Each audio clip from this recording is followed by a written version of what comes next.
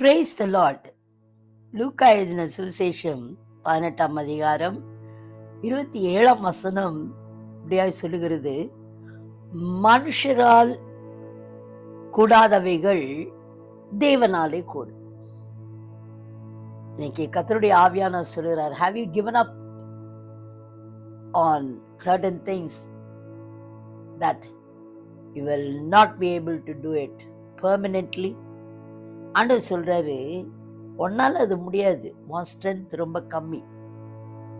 ஆனால் உனக்குள் இருக்கிற தேவனுடைய வல்லமை, அவருடைய பலன் மிகவும் பெரிதானது. ஐயோ, இதனால தாங்கவே முடியல, இதான் என்னால செய்ய முடியாது. இன்னைக்கு ஆண்டவர் சொல்றாரு, உன்னால மனுஷனால முடியாது. இந்த வியாதியை சுகப்படுத்த டாக்டர்ஸால ஒரு காலகட்டத்துக்கு தான் முடியும். they can go to one extent, but the perfect healing, the perfect deliverance is of God.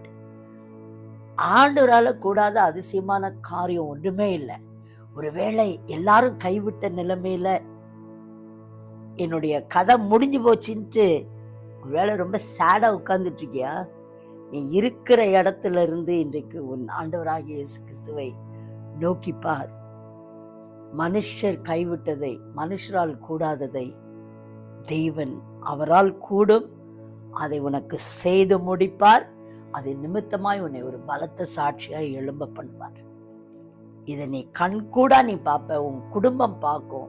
யாரெல்லாம் உன்னை ஏளனமா பார்த்தாங்களோ அவங்க ஆச்சரியப்படுற அளவுக்கு கர்த்தருடைய கரம் இதை உனக்கு செய்து முடிக்கும். You will really achieve the target. சந்தோஷமா இருக்கியா? Never give up on things you cannot do. எந்த மனுஷனும் செய்ய முடியாத காரியத்தை கர்த்தர், உன்னுடைய கடன் பாரங்களை அவர் அகற்றி கொண்டிருக்கிறார். உன்னுடைய சுமைகளை அவர் போக்கிக் கொண்டிருக்கிறார். நீ எதுல ஊடாய் கடந்து போய் கொண்டிருக்கிறாயோ அது எல்லாம் உன்னை விட்டு விலகி போய் கொண்டிருக்கிறது. The Lord is making you light today. May God bless you with this prophetic word today. God bless you. Amen.